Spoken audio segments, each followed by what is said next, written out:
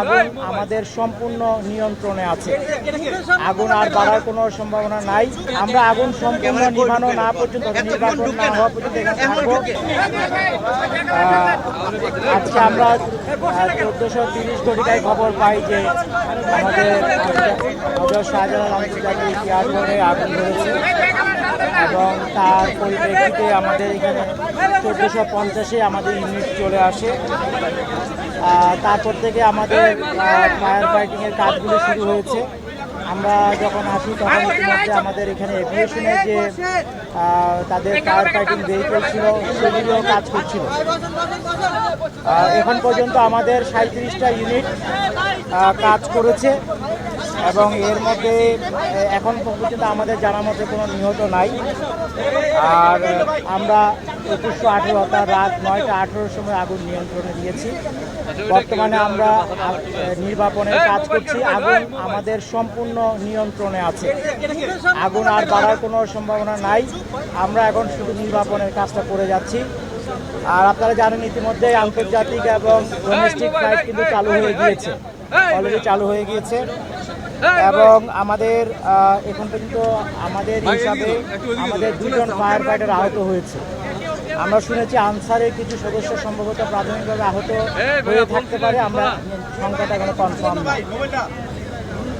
আর আমাদের যে জায়গায় আগুনের ঘটনা, এটা হচ্ছে আমদানি কার্গো যে রাখার জায়গা, আনুমানিক 400 গজ বাই 400 গজের মতো জায়গা, যেখানে খোলা জায়গায় এবং বদ্ধ জায়গায় বা বিভিন্ন স্টোরে বিভিন্ন মালামালগুলি রক্ষিত আছে এবং আমরা সেগুলিতেই আগুন নিবানোর কাজ করেছি। এই ছিল আমাদের পক্ষ থেকে। আমরা এখনো কাজ করে যাচ্ছি। আমরা আগুন সম্পূর্ণ নিবানো না পর্যন্ত, নির্বাপন না হওয়া পর্যন্ত এখানে থাকবো। নির্বাপনের পর আমরা কর্তৃপক্ষকে দায়িত্ব হ্যান্ড ওভার করে আমরা চলে যাব। আপনারা একটু বলতে চাই, আমাদের এই কাজে বাংলাদেশ সেনাবাহিনী, পুলিশ, বিজিবি, আমাদের বিমান বাহিনী এবং নৌবাহিনীর সদস্যদেরকে আমরা দেখেছি, তারা বিভিন্নভাবে আগুন নিবানোর কাজে আমাদের সহযোগিতা করেছে। সবাইকে আমি আন্তরিক ধন্যবাদ জানাচ্ছি।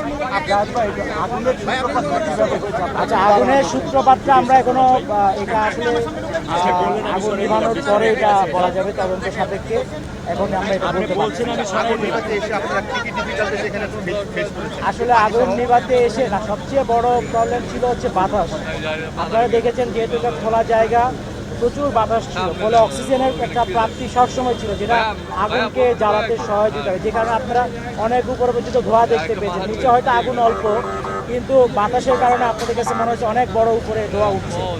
ও বাতাস একটা আমাদের সমস্যা ছিল, বাতাসের উইন্ড ডিরেকশন। আর 2 নাম্বার হচ্ছে ভিতরে যে কার্গোর যে ভিতরে জায়গাগুলো, এগুলি খোপ করা ফলে এবং এই খোপের মধ্যে আবার দেয়াল দিয়ে করা ফলে প্রত্যেকটা খোপ পরিষ্কার আবার ক্লিয়ার করে আমাদের আগুন নিভাতে হয়েছে। এটা আমাদের একটা ডিফিকাল্টিস ছিল। আর কিছু কার্গো ছিল খোলা জায়গায়। খোলা জায়গায় যেহেতু কার্গো ছিল, আপনারা দেখেছেন এয়ারপোর্টে খোলা জায়গায় কিছু কার্গো থাকে, সেগুলিতে খুব সহজে আগুন ধরে গেছে। যেহেতু বাতাস ছিল, বাতাসের ফ্লোতে দ্রুত আগুনটা ছড়াই পড়ছে। যাই হোক, আমরা সব কিছু আমাদের কন্ট্রোলে নিয়ে আসতে পেরেছি। সবাই সহযোগিতা করেছেন। আপনি এখানে উপদেষ্টা মহোদয় এসেছিলেন, আপনাদের সাথে কথা বলেছি, আপনারা দেখেছেন। আমাদের চেষ্টা জারি আছে এবং আমরা দ্রুত সময়ে চেষ্টা করেছি যাতে ইন্টারন্যাশনাল ফ্লাইট এবং ডোমেস্টিক ফ্লাইট চালু করে দেওয়া যায়।